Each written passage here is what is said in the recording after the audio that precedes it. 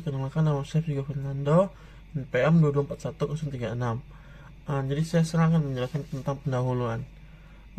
Usaha mikro kecil dan menengah atau UMKM memiliki peran penting dalam perekonomian Indonesia dengan kontribusi signifikan terhadap penciptaan lapangan kerja dan pertumbuhan ekonomi.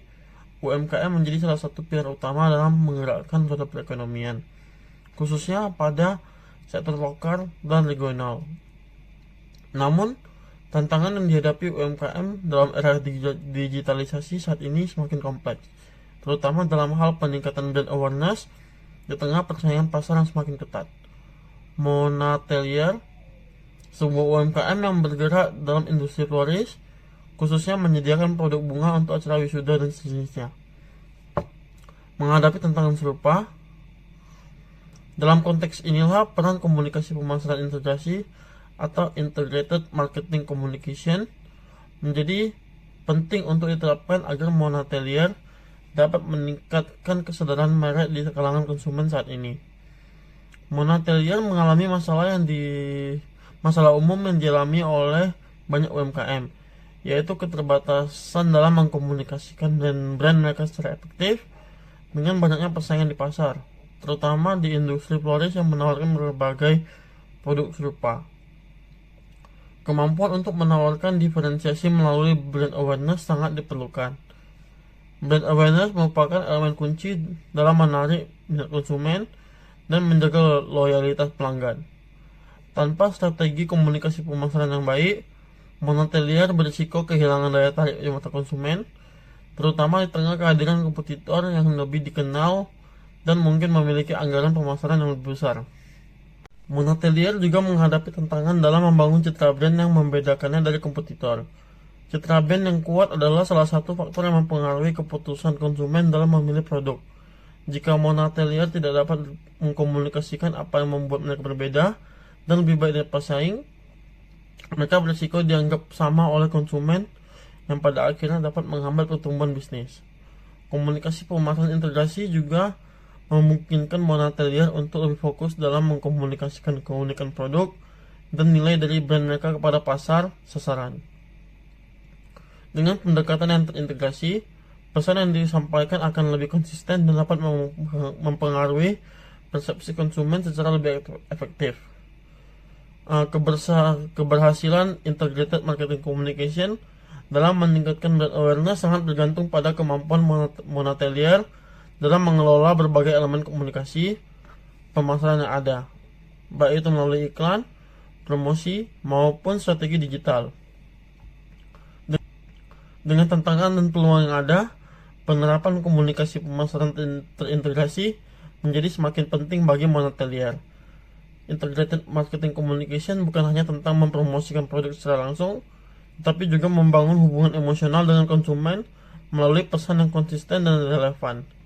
Di era digital yang penuh dengan informasi ini, kemampuan untuk memotong kebisingan dan menyampaikan pesan yang tepat di saat yang tepat menjadi kunci keberhasilan dalam meningkatkan brand awareness. Perkenalkan, nama saya Jessica Febiana dengan NPM 2241 akan menjelaskan bagian EMC. EMC itu adalah pendekatan strategis yang menggabungkan berbagai alat komunikasi dan teknik pemasaran untuk menyampaikan pesan yang konsisten kepada target audiens. Baru menurut Keller, EMC itu meningkatkan efektivitas dan juga efisiensi pesan pemasaran dengan memastikan bahwa semua saluran komunikasi itu bekerja dengan terorganisasi dan sehingga konsumen itu memiliki pemahaman yang jelas tentang brand. Baru EMC ini juga menjelaskan beberapa fungsi utama termasuk menciptakan sinergi antara saluran komunikasi untuk meningkatkan brand awareness, penjualan, dan hubungan dengan konsumen. Baru dengan menerapkan EMC ini, perusahaan dapat membangun kepercayaan konsumen melalui pesan yang koheren di berbagai titik kontak serta menyesuaikan pesan berdasarkan preferensi audiens untuk menjangkau pasar yang luas. Ketiadaan EMC ini dapat menimbulkan kerugian yang signifikan seperti pesan yang tidak konsisten yang membingungkan konsumen untuk merusak citra brand. Tanpa integrasi perusahaan dapat menghabiskan sumber daya secara tidak efisien dan mengalami rendahnya brand awareness dan membuat sulitnya bersaing untuk kompetitor yang Kesadaran merek atau brand awareness adalah sejauh mana konsumen mampu mengenali atau mengingat suatu merek dalam berbagai situasi dan kondisi. Kesadaran merek mencakup pengenalan merek dan pengingatan merek. Pengenalan merek terjadi ketika konsumen mampu mengidentifikasi suatu merek berdasarkan isyarat tertentu seperti logo, warna, atau kemasan. Sementara pengingatan merek berkaitan dengan kemampuan konsumen untuk menyebut nama mereka tanpa bantuan. Kesadaran merek adalah fondasi yang sangat penting dalam proses keputusan pembelian konsumen, terutama pada pasar yang sangat kompetitif. Kesadaran merek berfungsi sebagai titik awal dalam membangun hubungan jangka panjang antara perusahaan dan konsumennya. Kesadaran merek yang tinggi memudahkan konsumen untuk membuat keputusan pembelian karena mereka cenderung memilih merek yang sudah dikenal. Apabila sebuah perusahaan termasuk UMKM tidak memiliki kesadaran merek yang memadai, mereka beresiko menghadapi beberapa kerugian. Pertama, produk atau jasa mereka mungkin tidak akan dipertimbangkan oleh konsumen ketika membuat keputusan pembelian. Konsumen cenderung lebih memilih merek yang sudah mereka kenal dan percaya dibandingkan dengan merek yang tidak mereka kenali. Ini berarti walaupun UMKM tersebut memiliki produk yang baik, tanpa kesadaran merek, mereka bisa kehilangan peluang besar untuk menarik pelanggan baru. Selain itu, dalam jangka panjang, ketidakmampuan membangun kesadaran merek dapat mengurangi loyalitas pelanggan karena konsumen tidak merasa terikat dengan suatu merek tertentu dan lebih mudah berpindah ke kompetitor. Oke, selanjutnya di sini saya akan menjelaskan tentang strategi pemasaran. Jadi strategi pemasaran ini merupakan rencana atau pendekatan yang terorganisir dan terarah untuk mempromosikan produk atau jasa suatu perusahaan kepada konsumen potensial. Jadi di strategi ini melibatkan kayak identifikasi target pasarnya, analisis kebutuhan konsumen, serta penyusunan rencana untuk mengkomunikasikan nilai produk secara efektif. Dengan adanya strategi pemasaran ini, perusahaan dapat menciptakan keunggulan kompetitif yang diperlukan untuk mempertahankan posisi di pasar dan juga mencapai keberhasilan jangka panjang.